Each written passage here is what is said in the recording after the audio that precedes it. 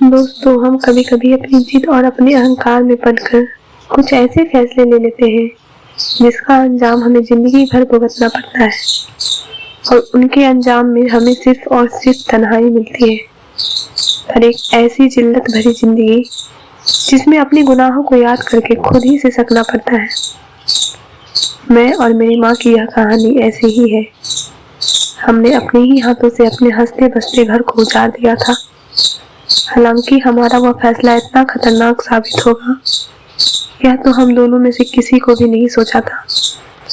लेकिन अब जब उसका अंजाम हम भुगत रहे हैं, तो सिवाय तन्हाई में बैठकर रोने के पास कुछ भी नहीं बचा है। और इसलिए मैं चाहती हूँ कि अपनी एक कहानी में आप सबको बताऊं, ताकि जो गलती हमने की वह कोई और ना कर सके। क्योंकि हमारी यह कहानी सुनकर आपकी भी रूह कांप उठेगी। ये कहानी उस अंधेरी रात की जिसने हमारी जिंदगी में भी अंधेरा कर दिया था। उस दिन बहुत तेज तूफानी की तरह बारिश हो रही थी। उस बारिश की वजह से बिजली भी चली गई थी। पूरे घर में अंधेरा ही अंधेरा था। मैं और मेरी माँ बार बार एक दूसरे को देख रहे थे। हम दोनों के चेहरे पर पसीना था। आसमान में बिजली चमक रही थी। बिजली की वजह से कमरे में थोड़ी भी रोशनी हुई थी। आज जो कदम हम दोनों माँ बेटी उठाने वाले थे, वह शायद ही किसी ने उठाया होगा। किसी सास या नंद ने शायद ही अपनी बहू के साथ ऐसा किया होगा।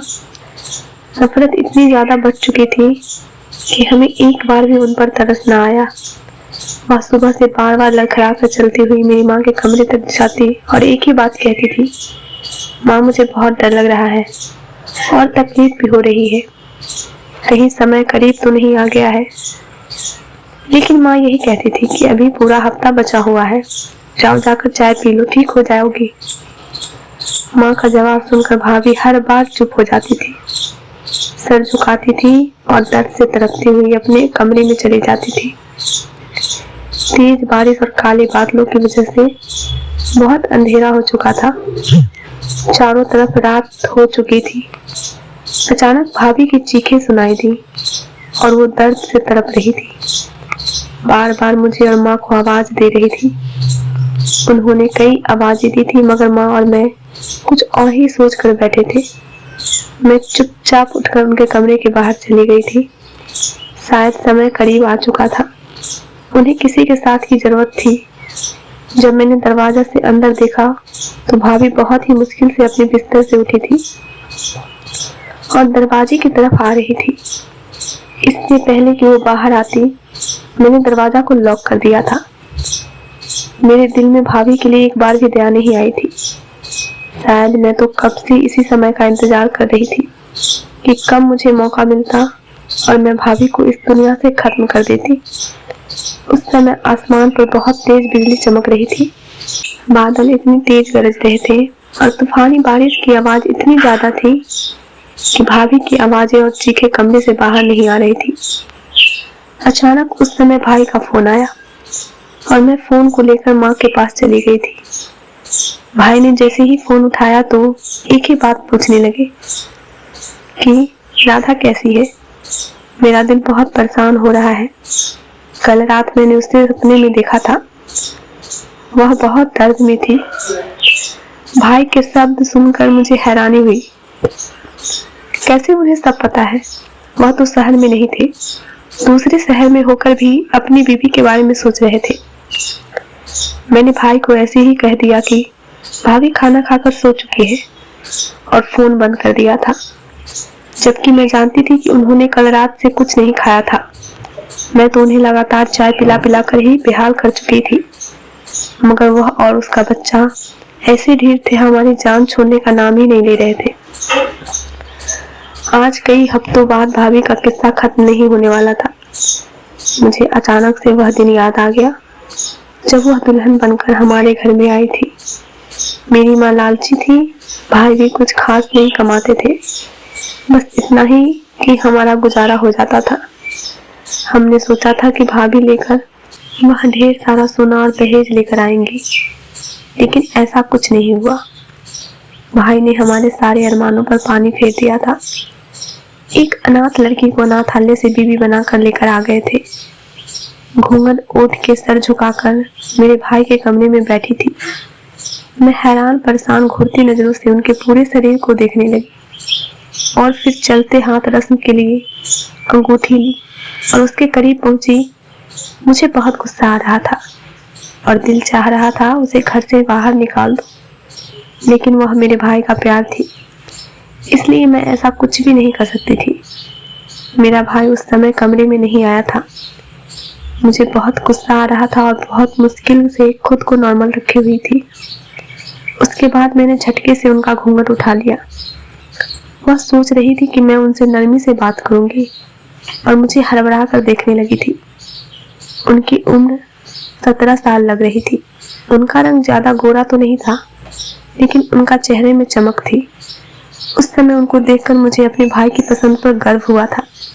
उसके बाद मैंने खुद को संभाला और अपने चेहरे से मुस्कुराहट हटाई और राधा भाभी का मुंह अपने हाथ में पकड़ लिया था। मैंने इतना कस के उन्हें पकड़ा था, उनके चेहरे पर निशान पड़ गया था। वह सब देखकर डर गई थी, लेकिन कुछ नहीं बोली थी। मैंने उन्हें कहा, राधा भाभी यह लीजिए मेरी तरफ से एक छोटा सा तोहफा, उम्मीद है आपको जरूर पसंद आएगा। हीरा है, हीरा। मैं उनको यह जताते हुए और चेहरे को झटकते हुए बोली थी। मेरा बर्ताव अपने साथ देखकर वह हैरान हो गई थी। वह नई नवेली दुल्हन थी। उसके बाद मैंने डब्बे से अंगूठी निकाली और उनका हाथ को अपने हाथ में रख लिया था। उनके पास कोई गहना नहीं था, सिर्फ एक अंगूठी थी जो मेरे भाई ने उन्हें दी थी। मैंने अपनी लाई हुई अंगूठी को उन्हें उंगली में पहनाना शुरू कर दिया था, मगर यह क्या, अंगूठी तो उंगली में जाकर फंस गई थी। मैं उनकी उंगली से अंगूठी खींचने लगी तो उन्होंने हाथ खींचकर पीछे कर लिया था। उनकी आंखों में आंसू भर आए थे और मुझे नरम आवाज से बोली, दीदी ये अंगूठी तो मेरे हाथों में फंस चुकी है। मैं हैरान होते हुए बोली, ऐसा कैसे हो सकता है, यह तो भाई ने खास तुम्हारे लिए बनवाई थी और तुम्हें पहननी होगी, नहीं तो भाई का दिल टूट जाएगा। उसके बाद उन्होंने कहा, नहीं नहीं कोई बात नहीं, मैं पहन लेती हूँ। वो अंगूठी उनकी उंगली में फंस चुकी थी और वह बहुत दर्द में थी। उनकी आंखों में आंसू आ गए थे, मगर मुझे देखकर मुस्कुरा रही थी। उसके बाद मैं ऐसे ही उन्हें कमरे में छोड़कर बाहर आ गई थी। मैं कमरे में गई तो माँ कुछ सोच रही थी। उन्होंने जैसा सोचा था वैसा कुछ भी नहीं हुआ था। हम दोनों माँ बेटी का तो शुरू से ही यही ख्याल था कि एक अमीर घर की बहू लेकर आएंगे ताकि वह बहुत सारा दहेज लाए, पैसा लाए, गहने लाए आदि। मेरे भाई ने तो अनाथ लड़की से मोहब्बत कर ली थी और आज उसी के साथ जीवन गुजार रहे थे। कुछ दिन बाद धीरे धीरे भाई अपनी नौकरी से व्यस्त होते जा रहे थे। वह सुबह 10 बजे घर से जाता और रात को देर तक वापस आता था। मेरी तो आदत सी बन चुकी थी बात बात पर भाभी को टोकना, ताने देना, नीचा दिखाना, उनकी बेइज्जती करना, मगर वह बेचारी तो मेरे सामने कुछ बोलती ही नहीं थी। मैं कभी कभी भाभी को बहुत परेशान करती थी और आज भी मैंने ऐसा ही कुछ करने का सोचा था। मेरे कुछ दोस्त घर आए थे तो मैंने अपनी नई नवेली भाभी से नौकरों की तरह काम करवाया। मैंने अपने दोस्तों के सामने अपनी भाभी को सुनाते हुए कहा कि मेरा भाई तो बहुत दयालु इंसान है।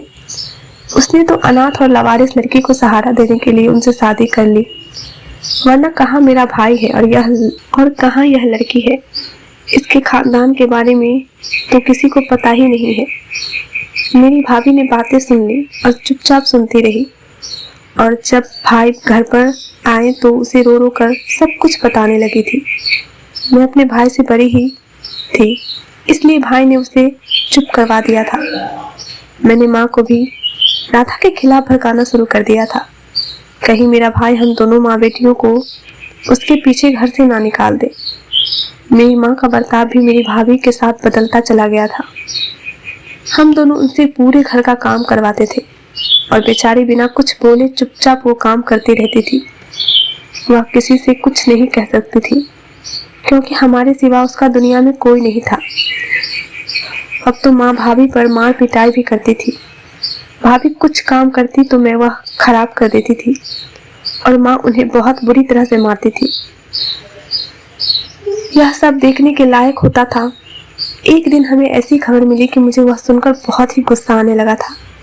भाभी की तबीयत खराब हुई तो भाई उसे डॉक्टर के पास ले गया और वापसी में पता चला कि मैं बुआ बनने वाली हूँ। मुझे वह लड़की बिल्कुल भी पसंद नहीं थी, तो मुझे उसका बच्चा कैसे पसंद हो सकता है। मैंने माँ के दिल में भाभी के खिलाफ बहुत नफरत भर दी थी। और फिर एक दिन हम दोनों ने एक प्लान बनाया था। हमने भाई से कहा कि इस शहर में कुछ नहीं रखा है, आप दूसरे शहर जाकर पैसा कमाएं ताकि आपके बच्चे का भविष्य भी अच्छा हो सके। भाई ने इस बारे में बहुत सोचा और फिर कुछ महीनों के बाद वह दूसरे शहर चला गया था। उसे वहाँ नौकरी मिल गई थी। भाई के जाने के बाद भाभी बहुत रोने लगी थी और उस समय उनका दूसरा महीना चल रहा था। आज सुबह राधा की तबीयत कुछ ठीक नहीं थी, उसके पूरे शरीर में दर्द हो रहा था। मगर इसके बाद भी मैंने उससे कहा कि तुम्हें यह सारे काम करने ही होंगे। उसने मना करने के बारे में सोचा, लेकिन माँ ने उसी समय कहा तुम्हें यह काम करना ही होगा, इससे तुम्हारा बच्चा अच्छा और स्वस्थ पैदा होगा। तभी हम तुम्हें यह सारे काम करने के लिए कहते हैं। जैसा ऋचा कह रही है तुम वैसा ही करना।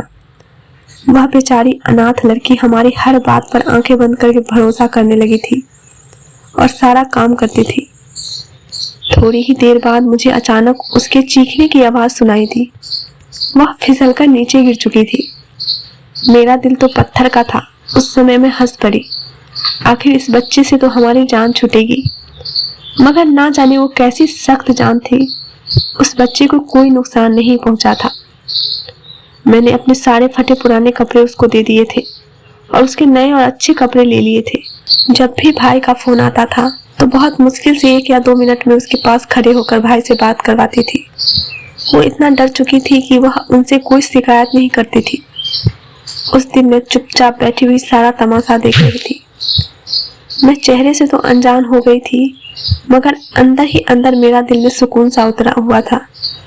जब माँ ने अपने फटे हुए कपड़े देखे और फिर भाभी को गुस्से से आवाज देने लगी थी। वह माँ की नई साड़ी थी जो उन्हें आज ही पहन कर जानी थी। भाभी डरती हुई कमरे में आई। उसे तो पता भी नहीं था कि उसके जाने के बाद मैंने क्या कारनामा किया था। माँ ने गुस्से से अपनी साड़ी को जमीन पर फेंका और भाभी से कहा, मेरे सामने आकर खड़ी हो जाओ। भाभी दर्द के मारे रो रही थी और सिसक रही थी। माँ ने कहा, अंधी है तू? अब क्या तेरा बाप मुझे नई साड़ी लाकर देगा? एक तो खुद खाली हाथ में मेरे बेटे के जीवन में आ गई थी और अंधेरा कर दिया, ऊपर से अब यह काम करेगी। भाभी का चेहरा पीला पड़ चुका था। मैंने माँ से कहा, छोड़ दीजिए माँ, इसका बाप कौन है, कहाँ है भी या नहीं कौन जानता है। यह तो हमारा एहसान है जिसकी वजह से यह नाजायज औलाद को हम अपने घर की इज्जत बना करके लाए हैं। यह शब्द बोलते वक्त मेरी जबान कुछ लड़खड़ा रही थी, मगर नफरत की आग इतनी ज्यादा बढ़ चुकी थी, जो मुंह में आया मैंने कह दिया था। मेरे यह शब्द सुनकर भाभी तड़प उठी थी और एकदम से बोली, मैंने यह साड़ी नहीं जलाई है और ना ही फाड़ी है, मैं तो इसे बिल्कुल ठीक रख कर गई थी। भगवान जानता है, मुझे गाली मत दे, इसमें मेरा कोई गलती नहीं है। मैंने खुद अपनी किस्मत को नहीं लिखा है, बदकिस्मत जरूर हूँ। मुझे मेरी सगी माँ ने अपनाने से इनकार कर दिया था। उस समय ना जाने वह कितने दर्द में थी। उनके शब्द सुनकर मैं तो हैरत में ही रह गई थी। मुझे पर तो जैसे भाभी को हर तरफ से नीचा दिखाने का जानवर सवार हो गया था। माँ ने भाभी के मुंह पर चांटा मारना शुरू कर दिया और कहने लगी, तुम्हारी हिम्मत कैसे हुई हमारे सामने जुबान चलाने की? एक तो खाली हाथ मेरे बेटी की दुल्हन बनकर इस घर में आ गई है। भाभी उनसे माफी मांगने लगी, लेकिन माँ ने अपनी वही साड़ी जमीन से उठाकर भाभी के मुंह पर फेंक कर मार दी और गर्म प्रेस लेकर भाभी के हाथों पर रख दी थी। भाभी दर्द से तड़प रही थी। एक पल के लिए तो मेरे भी रोंगटे खड़े हो गए थे कि मेरी माँ इस हद तक जालिम कैसे हो सकती है। यही तेरी सजा है, आज के बाद तू इन हाथों से काम करेगी तो तुझे याद रहेगा कि गलती करने क्या सजा मिलती है। माँ ने यह कहने के बाद भाभी को कमरे से धक्का देकर निकाल दिया था। भाभी रोती हुई अपने कमरे में गई और कहने लगी, मेरी कोई गलती नहीं थी, मैंने ऐसा कुछ नहीं किया। मगर इस बात पर यकीन करता भी तो कौन। उसके दोनों हाथ जल चुके थे और वह जलन के मारे कांप रही थी। मगर हमारे ऊपर तो जैसे शैतान सवार था। अब तो हमें भाई का भी कोई डर नहीं था। मैंने उसका हुलिया ऐसा कर दिया था जैसे नौकरानी का होता है। दिन गुजरते जा रहे थे और वह और भी ज्यादा कमजोर होती जा रही थी। हम उसे खाने के लिए भी तो बासी खाना और सूखी रोटी देते थे। इस हालत में भी बासी खाना खाती थी। काम कर कर के वह और भी ज्यादा कमजोर हो चुकी थी। जैसे जैसे वक्त करीब आ रहा था, माँ ने एक प्लान तैयार किया था। हमारा यही प्लान कि सांप भी मर जाए और लाठी भी ना टूटे।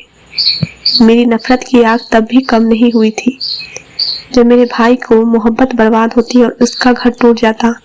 उसके कारण ही मैं भी बिना शादीशुदा अपने घर में बैठी थी। 4 साल पहले मेरे लिए एक रिश्ता आया था।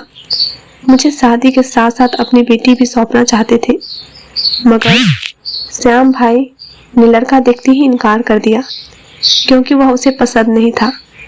फेरों के वक्त मेरा रिश्ता टूटा था और दोबारा किसी ने मुझसे शादी करने के लिए हाँ नहीं कहा था। और अब श्याम अपनी बीवी अपनी मोहब्बत को पाकर बहुत ज्यादा खुश रहना चाहता था। यह मैं कैसे होने दे सकती थी। मुझे उससे बदला लेना था और मैं ऐसा ही बदला ले सकती थी। पिछले 4 दिन से भाभी को तकलीफ हो रही थी।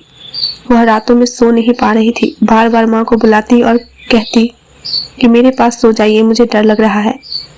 लेकिन माँ उन्हें डांट कर वापस भेज देती थी। मैंने उनसे कहा कि कल से रोटी खाना छोड़ दो।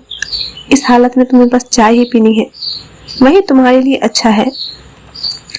भाभी दर्द से रोती रहती थी और सारा दिन बेकार बनी हुई चाय को पीती रहती थी। आज उनकी तबीयत बहुत ज्यादा खराब थी। मैंने उनकी शादी से लेकर अब तक का सारा मामला सोचा और फिर कुर्सी पर बैठकर भाभी की दर्दनाक चीखें सुनने लगी थी। वह दरवाजे को पीट रही थी और रो रो कर हम लोगों को बुला रही थी। दर्द बहुत ज्यादा था और हमारे जुनून की हद पार हो चुकी थी। मेरी माँ उठी और जाकर कमरे को बाहर से ताला लगा दिया था और उसके बाद हम दोनों माँ बेटी आराम से कमरे में सोने के लिए चले गए थे। सुबह तक माँ और बच्चा दोनों मरी हुई हालत में मिलने वाले थे। भाई को भी यही बताना था कि तुम्हारी बीवी बच्चे के साथ ही इस दुनिया से चली गई है। उनकी आवाज़ों ने हमारी नींद तो खराब की थी, लेकिन जब कुछ समय बाद उनकी आवाज़ आना बंद हो गई, वह चुप हो गई, तो हम आराम से सो गए थे। सुबह जब मेरी आंखें खुली तो घर में बिल्कुल सन्नाटा था। मेरा दिल जोर जोर से धड़क रहा था। मैंने माँ को जगाया। कमरे से बाहर निकल कर आई। मैं और माँ यही सोच रहे थे, अब तक तो वो मर चुकी होगी। लेकिन जब हम उसके कमरे में गए तो सामने का दृश्य देखकर मेरे होश ही उड़ गए थे। कमरे का ताला खुला हुआ था। मैंने जल्दी से दरवाजा खोला और अंदर देखा तो मुझे हैरत का झटका लगा। वह उस कमरे में नहीं थी। ताला किसने खोला था और भाभी कहाँ चली गई थी? हम दोनों माँ बेटी के पसीने छूट रहे थे। आखिर वह इस हालत में कैसे भाग सकती थी? माँ यही सोच सोच कर परेशान हो रही थी कि दरवाजा कैसे खुला। हम दोनों ने बहुत हैरत से पलट कर देखा तो मेरे पैरों के नीचे से जमीन निकल गई थी। मैंने कई बार आंखें बंद करके दोबारा खोली थी। सामने मेरा भाई खड़ा था, जो बहुत गुस्से से हमें देख रहा था। वह कब आया और कैसे आया हमें नहीं पता था। अगर उसने राधा का पूछा तो हम उसे क्या जवाब देंगे?